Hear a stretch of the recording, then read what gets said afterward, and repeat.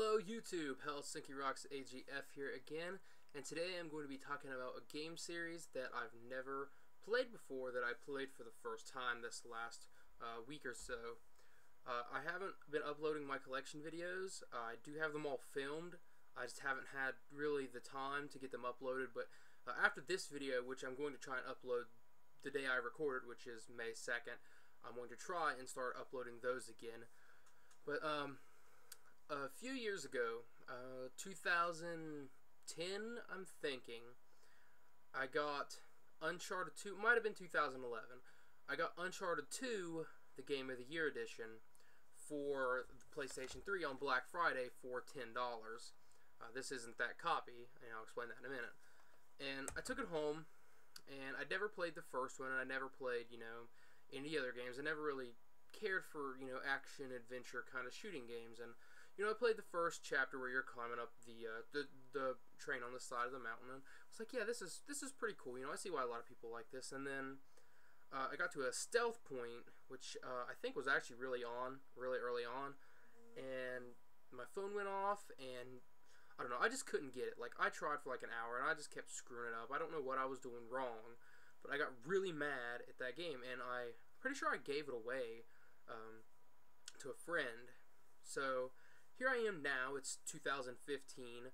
We're waiting on Uncharted 4 on the PlayStation 4, and I was at the flea market in April, so just a couple weeks ago, and I picked up Uncharted Golden Abyss on the Vita. Well, it was $10, and I was thinking, well, I didn't like Uncharted 2 that much, and that's supposed to be the best one, but, I was working on a deal with my friend. He was wanting a couple things, and the guy had like a buy two get one sale, so I was like, what the hell, I'll buy it for $10 and I'll give it a shot, even though I know it's not supposed to be one of the better entries. So I started playing it, and I was like, man, this is actually really good. I really like this. So, being the compulsive buyer that I am, I went online and proceeded to buy all of the Uncharted games in one setting. But of course, I got them for dirt cheap. I think I paid $7 for Uncharted 1. I think I paid $5 for Uncharted 2, and I think I got Uncharted 3 at GameStop for $4. So I stopped playing this. I stopped playing it so I could play them in order, and so I guess I'll just talk about them in order, the order they were released. So Uncharted 1, when I first started it, I'd only played a little bit of Uncharted 2, so it wasn't super dated to me. I really enjoyed the game. I like the interactive kind of platforming, even though it's really controlled.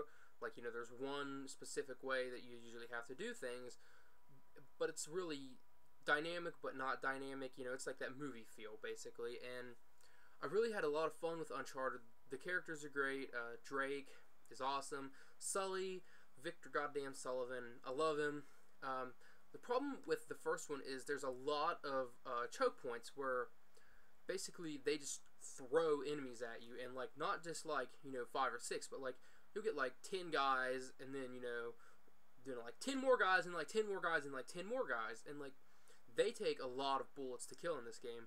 I'm not gonna lie to you, I played this game on easy, and the enemies are still total bullet sponges. It would take 10-15 bullets from powerful guns to take down basic enemies, whereas I felt like I would get shot three times or so, and then I'm dead. Thankfully, there wasn't very many points where I got really frustrated with it. The biggest part was the final boss battle, which was very difficult. I'm not gonna lie, this was a difficult boss battle. Thankfully, the boss battle has checkpoints, which I did not know. You do 2 sections, and there's a checkpoint, and then 2 sections, and then the last checkpoint. But I didn't know that. I kept getting to the second part, and then I kept dying there, and I thought, shit, I know there's more, because, I looked it up, I want to know how much more there is. I know there's more of this boss battle, and if you have to do this all in one go, I'm fucked, I can't do this. But thankfully, there was a checkpoint, and I got it, and I beat it, and it was an enjoyable game. The difficulty is definitely not totally balanced in the first one. So, then I moved on to Uncharted 2, which I still have all the DLC for, thankfully, because I previously owned the Game of the Year edition.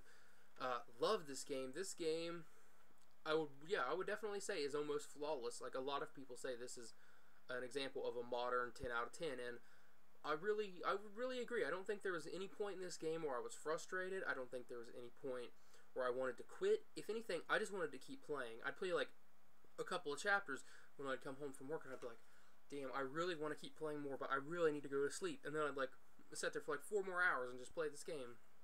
It was a really good game. The story was a lot better than in the first one. Unfortunately, we didn't have Sully that much in this game. I mean, he does show up a little bit, but not a lot. But still, a really great game. Probably my favorite of all the ones, which is not an unpopular opinion for sure. Uncharted 2 is fantastic. It looks great. It plays great. It just is a great game. Then we have Uncharted 3, which I know a lot of people were kind of disappointed with after Uncharted 2. Now, having played them back to back, it felt like more of the same gameplay-wise. I mean, there was no big changes that really, made the jump from 1 to 2. There wasn't no change like that from 2 to 3. Basically, whenever I played them back to back, it just felt like I was playing the same game, and I was okay with that. I mean, sure, the setting was different, and like the story was different, but gameplay-wise, it felt like I just, went to a new chapter, like in between, like by the time I like put the disc out of Uncharted 2 to put in Uncharted 3, like Drake was on a plane going to the desert, like I missed a cutscene or something, like, and it was fine. This game plays fine. It looks fine. It's a little bit shorter than 2. It's the same length about as the first game. The story was good. It gave us some backstory on Drake and Sully and their history. I really enjoyed it. Not as good as 2. I'll say that. It's not as good as 2 just because it's so much like 2. But still just as awesome of a game. It just loses a few points for not doing anything terribly different from the second game.